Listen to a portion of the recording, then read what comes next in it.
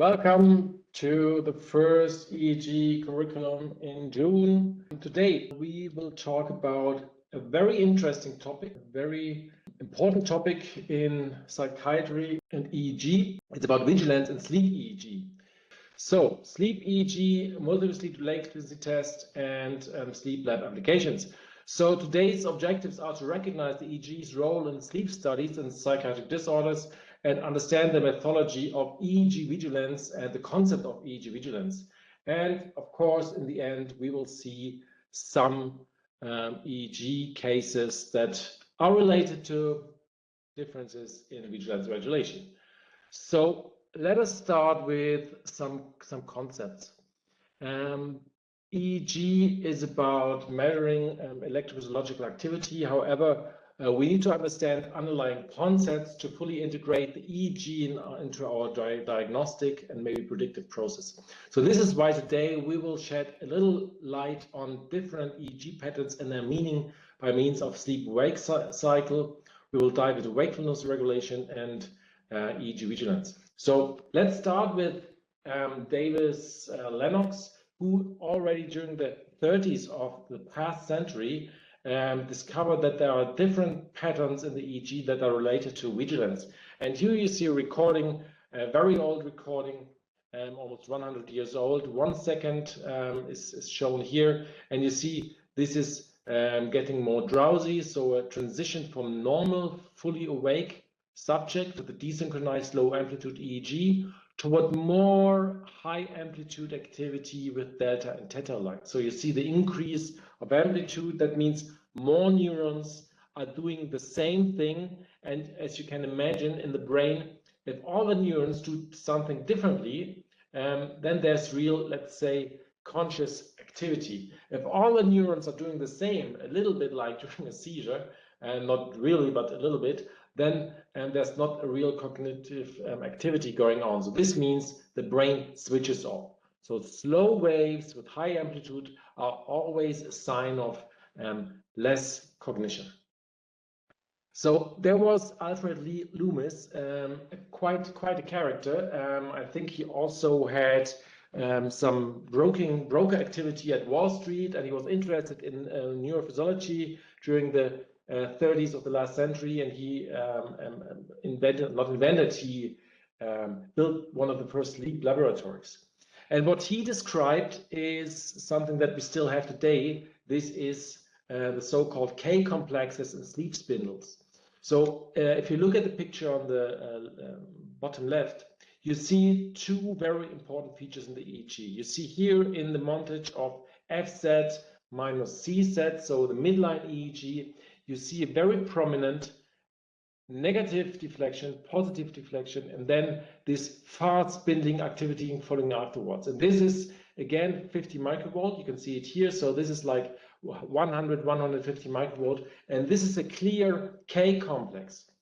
Some of us say, okay, this looks like a K, so this is why it means K. Others say it's K complex from knocking, because this K complex indicates either the onset of sleep at 2 stages, or it occurs if you are already sleeping or almost sleeping and someone knocks at your door, then you're going to have this K complex from knocking. So however, the K complex is the entry or the exit out of sleep. And what is also important are the so-called spindles. So if you have a spindle, and you see one over here, a spindle activity is a beta activity with around starting of 15, maybe 20 to 25 hertz. So it's a little bit faster than the normal beta activity. And this spindle has to last over half a second, has to have the spindle-like activity, and has to be standing against the background activity. So here you can see the clear spindle, and again, this marks the entry into the light sleep. And if you switch to the right side, you see the different sleep stages in the cycle overnight. So here you see 1 night of sleep in the so-called hypnogram, and you see the drop from waking to REM sleep, sleep stage N1, 2, 3, and unfortunately that is an old picture. So nowadays you only have 3 stages, N1 to N3, and this marks the entry into the real light sleep. There's another sign of telling that you're not asleep, but that you are during the transition, and this is the so-called vertex wave. The vertex wave, as you can tell, is based at the vertex, or is located at the vertex, and this is what you see over here, the vertex wave. It's one large wave in the delta range, quite fast, increasing and decreasing in its amplitude, and it's above 50 or maybe 100 microvolt or even more. And very important that the location is centrally in the maximum. So this indicates that you're about to fall asleep. However, what we were talking about now was only sleep. And now it is the following, that in psychiatry, of course, every one of us has to sleep once or twice a day. However, in patients, most of the time they are awake, and sleep laboratories are cost intensive, and you need to measure EEG for several hours. So sleep EEG not always is the method of choice to assess activity, and this is where the EEG vigilance framework comes in. Vigilance does not mean sleep-wake cycle itself, but the vigilance is some kind of alertness, wakefulness that occurs, and vigilance describes also the regulation of this wakefulness. And the vigilance itself was stated as a global brain functional state that responds to stimuli, stated by Head in the 20s of the last century. That means the general activity of your brain as it is ready to answer to any incoming stimuli and also to intrinsic activity. These concepts were operationalization, or underwent the operationalization, a very difficult word for me today, during the 30s up to the 60s, where people realized that measuring the EEG in the brain can bring you into the position to find a way to describe this vigilance very objectively. So the EEG has signs not only for wake or sleep, but also during wakefulness, you have different stages of being ready to answer to the outside. And we all know this, we can be more drowsy or less drowsy, and this is directly reflected in the EEG. Later on, these different vigilance states during wakefulness were correlated with psychiatric syndromes. And this is where it gets very interesting for psychiatry. And because then later in the beginning of this century, the EEG vigilance model was not only associated with psychiatric disorders, but helped to predict treatment outcome and so on. On the right side, you see this vigilance before sleep onset. And this is more interesting for us than the pure sleep research, because it allows you from a very alert state, if you close your eyes, desynchronized EEG, toward A1 stages until sleep onset to describe that. And I show you the EEG traces.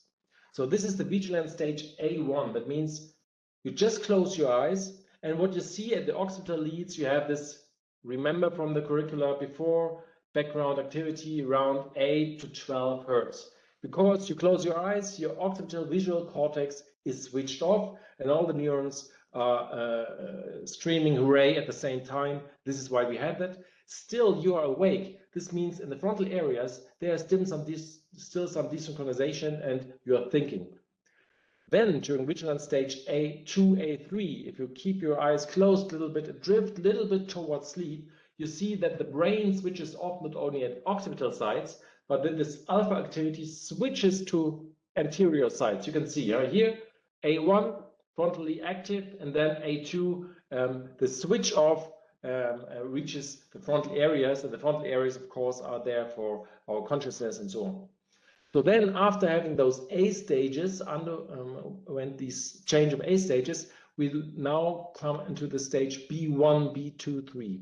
And B1 means you have a desynchronized EEG, so the brain is switched off, and now some desynchronization takes place.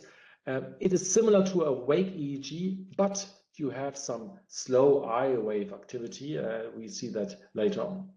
And then finally, after you underwent stage B2, 3, with delta and theta activity, you see it here with what we heard in the beginning. Slow waves are a sign of sleepiness. Slow waves, stage B2, 3, and then finally we see here these spindles. This person now sleeps. So we see the whole progress from fully awake, little bit drowsy, more drowsy, almost sleeping, finally being asleep. And this can be measured in the EEG. And now I'm going to tell you the interesting thing why we in psychiatry are very interested into these vigilance models. And it is the following. If you now close your eyes, probably you're going to slowly drift towards sleep. If you are able to sit or to lay down, you slowly drift towards sleep. And this is normal. During 15 minutes, you're quite likely to fall asleep. However, your drowsiness, it will increase and you will drift towards sleep. However, there are patients and also not patients that will stay in a hyperstable vigilance. That means they close their eyes and they are not able to fall asleep. And if we now relate this to patients, this is something that we see in depressed patients. All the depressed patients will tell you, I have problems to fall asleep, I wake up at night, I cannot fall back into sleep again. So they have hyperstable vigilance regulation. You say, okay, well, but patients with depression have hyperstable vigilance, they are highly vigilant, and they always feel fatigue and so on. But yes, this is just a counterreaction of the body. From the electrophysiological part, they have hyperstable vigilance regulation. And they have like infection-like symptoms in their body, and the sympathetic tone is high. So they have hyperstable.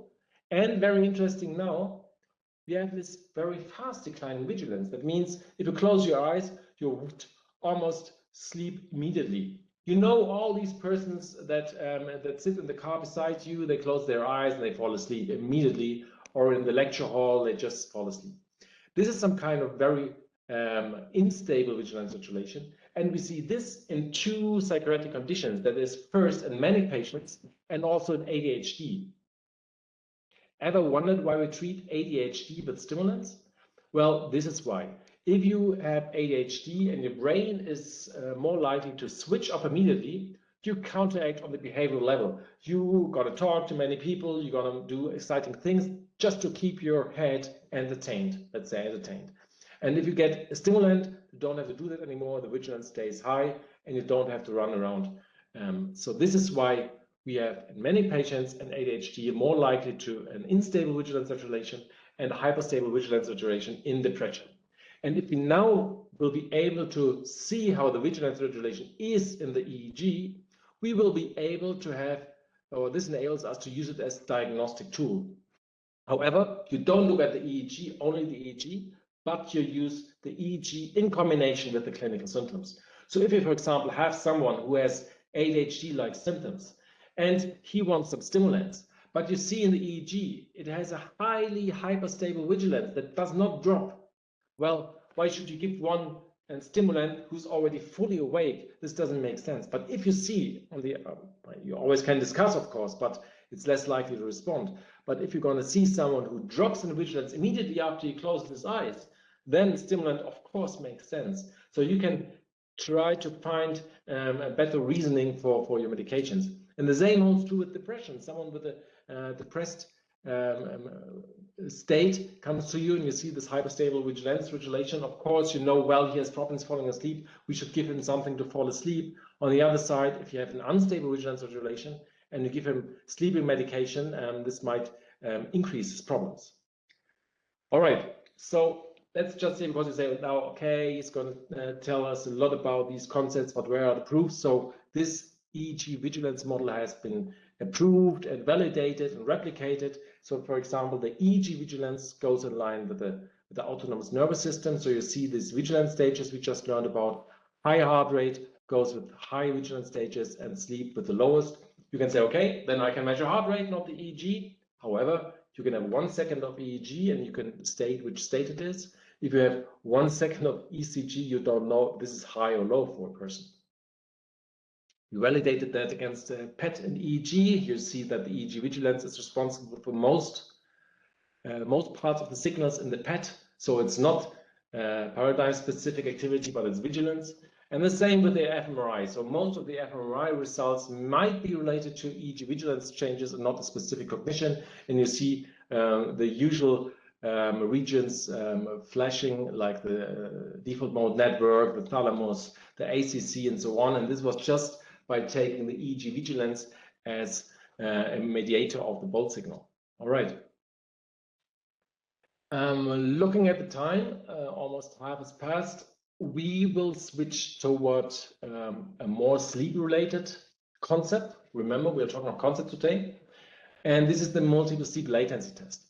And the multiple sleep latency test is the gold standard in assessing daytime sleepiness, and is also a key parameter and a key test for the diagnosis of narcolepsy and idiopathic hypersomnia. So the multiple sleep latency test is something that measures the average time until a person falls asleep during day.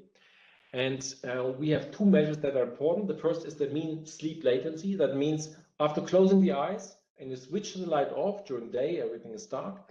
Then you measure the time until you see, for example, the K-complex, a clear sign of falling asleep, reaching stage N2. And this time is measured 4 to 5 times. So that means you go to the sleep laboratory in the evening, spend one night there with the polysomnography to see if everything is okay. In the morning you wake up, and the nurse will come and say, okay, now it's time to have the first test. You close your eyes and try to fall asleep during the day. And after having done this 5 times, they measure the sleep latency time, and they also got to measure the so-called sleep onset REM period. So they measure how fast the first REM episode occurs. REM, I didn't mention that before, is another thing you can measure via the EEG and EMG. So you have a low muscle tone, and you have almost awake-like EEG activity. We know that when you're dreaming, so the brain is almost acting like you're awake, but still you're fully relaxed. So this differs totally from the other sleep stages. And finally, you assess those values, sleep onset REM latency and sleep onset latency and sleep onset REM occurrence. And then you know if someone has, for example, is highly likely to have narcolepsy or not, for example. So we see here, again, everything shifted in the work computer here, but still we can get the information. So the normal time until healthy adults fall asleep is 11.8 minutes. And a meta-analysis. Okay, and here we see that the American Association of Sleep Medicine says that over 10 minutes is normal, 8 to 10 minutes is borderline, and under 8 minutes is pathological. That means if you fall asleep in the average for 5 times below 8 minutes, then you're highly likely to have some problems with your sleep regulation. Maybe you have narcolepsy. And also if you have more than 2 SOREM episodes during that time, during the multiple sleep latency test, you're highly likely to have narcolepsy. So what we did, well, it's a little bit ago, we took this multiple sleep latency test and our vigilance assessment, remember, just vigilance regulation during wakefulness, and we compared the multiple sleep latency test with the vigilance regulation. We found that you can assess exactly the same, but not during a whole day, but only with a 10-minute measurement. So you have the stable cluster. That means those that have, you can see here, 900 seconds, which is 15 minutes. The ones that stay awake 15 minutes. Here you have a medial cluster, and here you have the unstable cluster, the ones that sleep within, let's say, 450 seconds, which is 7 minutes. So they are in the narcolepsy cluster. So we can assess this with the EEG vigilance regulation as well. So where are we then finally? And here we get back to the sleep, and this is a very untidy slide. However, let's walk through that again, because you will have to answer the questions, and you will have to take the practice quiz at the end of that. And I forgot to input the code, but as you can see in the chat, there's the link from Tobias Welz, and you can answer those questions. And for these questions, you need those these files. So again, look at how we define sleep. It's 3 stages, N1 to N3, and we have the REM sleep, rapid eye movement. We mentioned that earlier, and you see the hypnogram with those different cycles going through those sleep patterns. However, on the left side again, you see the corresponding EEG activity, alpha activity. You know this round rhythm, 8 to 12 hertz per wakefulness per second. Then this theta and delta activity, more towards sleep but not sleeping yet. Then the vertex sharp waves over the vertex, first showing you're drowsy, and then finally sleep spindles and K complexes showing that you're really asleep. And so we have the different stages. So N1 stage, remember, you might have some vortex waves, some desynchronization, some delta and theta activity. We go back to the N2 stage with the vertex wave, the K complex. I don't like that sign here. I don't think it's a K complex. And you have the sleep spindles. Be careful. This is not the usual 10-second, but this is the 30-second per page. So not what I normally show, because I took this from the internet. But again, sleep spindles, so stage N2, and then we get to N3, and you get the high amplitude delta activity that shows that you are really sleeping and nothing really important is going on in the brain. Well, it is, but not consciously. And here we have the REM sleep stages, and you see there's a low muscle tone. You see here the EMG from the chin, loss of muscle tone. You can see it here. You get more during stage 3, and here it decreases in amplitude, and you have this burst of rapid eye movement. This is REM sleep, rapid eye movement, and you see those bursts of those fast activity of the eyeballs. All right, this was the theoretical part, and here we have the first patient.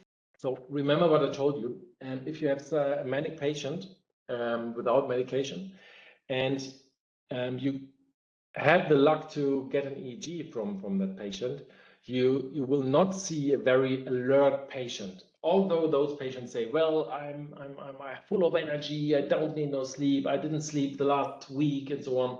If you put them in the EEG, you're going to see a lot of sleep patterns. And this is a patient here we had several weeks ago, or several months ago in the meantime, and you see it started with no alpha activity. So you have here, or remember the alpha maneuver, eyes open and then eyes closed. Let me switch to eyes closed. Here the eyes closed, and you see no real alpha activity. It's a desynchronized, already desynchronized activity going on. And very important, you see those slow eye movements over here at the horizontal line. This means this is a very drowsy patient, no wakefulness, and already after like 10 seconds after closing the eyes, you get those slow activity here kicking in. So that means that patient is really, really drowsy, although she was very manic. And then you see this beta activity comes in after 20 seconds, and here you see after 30 seconds the first sleep spindles. It's longer than half a second. It's clearly in the beta range over FZ. So this patient immediately fell asleep. And on the other side, and this doesn't change over the whole course, you see that, and there's beta activity, slow activity, though no real alpha. That one is sleeping, but she was really manic. And this is very interesting finding. And if you have the chance, if you have a manic patient, just try to get the EEG. And then this also explains why in some manic patients, I don't say that all manic patients have this pattern, but if you have a manic patient who is very tired and you give him benzodiazepines, it might help if you just override his sleepiness and just sedate him until he sleeps. But on the other side, if you give him a little bit of benzodiazepines and making him more drowsy, you will even increase the way he acts. So similar like the paradox reaction of benzodiazepines in the elderly, you might have this paradox reaction if you give benzodiazepines in that pattern of EEG. So this is why the EEG could help us also to treat it. Let's switch to something else. And I was having a few problems with our database, so I needed to go to another EEG. And now we switch from vigilance toward a normal pattern, and I'm gonna show you something. And wait, I have to open up another EEG and have to close another one at first. So let me see. Okay, now another EEG is starting. And I want you to know, oh, another EEG is open. Wait. I hope everything works now, but I guess so. I hope it's opening up. Come on. It's, you just have to be patient for a second. Yeah. So for the last 5 minutes of our today's curriculum, I'm going to show you this EEG, and you're invited to state what you see over here. So I'm going to switch to the average, and I'm going to I will go through that. And what you see here, this is 1 second. Okay, so we have 1, 2, 3, 4, 5, 6, 7, 8, 9 hertz, 10 hertz over occipital leads. So at least there is some background activity. And you see it's a very dirty EEG. What someone has an idea what this is here or what this is here. So these are artifacts. And if we continue to go through that, we see that it's a very irregular and highly synchronized high amplitude activity over CSAT and F3, C3. So over the left frontal areas, we get these sharp waves going on. And this patient was not very reactive. He had a fluctuating consciousness and he had a known epilepsy and was very during his stay on the ward. There were some problems, and we also see the spikes over here again over frontal areas, and we see also the switch of the negative to positive direction you see in that spike, so you can locate it where it is, mainly frontally. Then again, the activity stops here, those irregular waves and triphasic waves and biphasic waves, and we get back towards a normal alpha activity. And again, if you continue to go through the EEG, we see that this highly suspicious epileptic activity, seizure activity is continuing, and see here it's getting even worse. So the whole large parts of his brain are undergoing seizure-like activity. So what happened then is that the nurses called the physician, and he went there and gave a little bit of Temesta immediately under the tongue. And what we see here, the activity still continues. You see those spikes, spike wave complexes. So everything we want to see is there. And then the activity a little bit decreases, gets back a little bit toward normal, but you say still there are highly suspicious patterns over there. So what we did is, following this EEG, we changed the medication and we increased the anti-epileptic medication. And I'll show you the EEG, which was done 1 week later. And we added, he only had Lamictal, and we added Keppra and Valproate to the medication of the patient. And then I show you the new EEG. Wait, I show you the new EEG that was recorded when the patient was clinically unsuspicious. He felt good again. He was awake after increasing this medication. And I hope it's opening up now. All right. Come on. I'm very sorry, we had some problems with the database. So this is why I need to run this local software now to show you.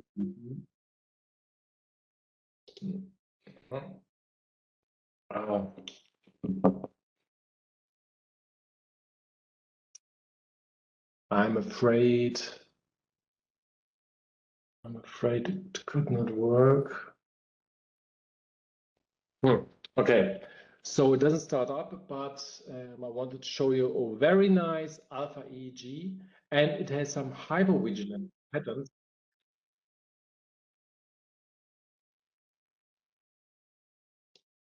I'm sorry, I'm not able to show you this now. So we see a hypervigilant EEG after that, totally normal epilepsy, typical patterns there, no spike wave complexes, only alpha activity over 10 minutes. So this patient switched back from this epileptic activity toward a hypervigilant EEG state. And it's very nice to see how the EEG and the clinical states correspond. You cannot draw conclusions only from the EEG, and this is what you might take away from today. Do not make any conclusions only from the EEG. Always combine it with the clinical picture. And this is why it's very important, if you ask for an EEG, write as much information that is needed for a good interpretation of the EEG. And the best thing is to know your own patient or to look at the EEG by yourself so you can get the most out of it. So that was it for today. Thank you very much. There's room for questions if there are some questions. And otherwise, you can always write me, but now you have the possibility to ask. Yes, so thank you, Sebastian, for all, for the. Can you hear me? Yeah, I can hear you. Yeah. Hey, here's Benjamin.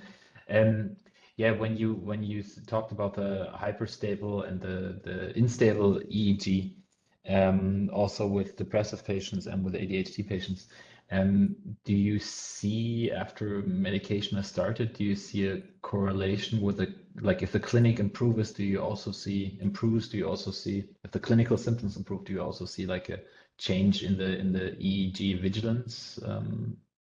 Yeah, the very good question. So the EEG vigilance, it's called a state modulated trait. That means we all have our own type of regulation. So one is fast, one is slow, but you can of course modulate a little bit. If you drink more coffee, then it's getting more stable, or if you have sleep deprivation, you get more unstable. But the basic pattern stays the same if you are in a physiological state. However, if you have, for example, bipolar patients that switch between, or ultra-rapid cyclists that switch between mania and depression, like within a week or maybe even days in ultra-rapid cycling, you see a total switch of patterns. So the one day they have a very high alpha EEG, they are depressed, and then you have this very fast declining drowsy patterns during the manic state. And this switches again during the days. And this is very, very important to see. And I think this framework is very interesting because just remember, what is the most efficient way to treat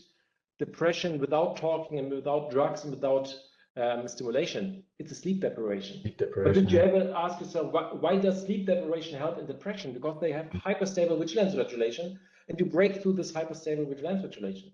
The same with ketamine. And do you see it there when you do the sleep intervention? Do you see it there? Yeah, we see that in patients that respond, they show a decline of vigilance after the sleep deprivation. In patients that we don't see that, they don't respond as well to sleep deprivation. And the same is with ketamine. I mean, you were working in the oral ketamine. We just showed in these data that, again, if you have a high vigilance and you get ketamine, you're more likely to respond. So again, the ketamine is like a chemical sleep deprivation. It breaks through that. So this is why these frameworks make a lot of sense to at least know them in the background and to try to apply them. Thank you. Thanks for the question, Benjamin. Any more questions? All right. If this is not the case, thank you very much. Enjoy your lunch, but otherwise enjoy your day and enjoy your week. Thanks. See you tomorrow, next Monday. Bye-bye.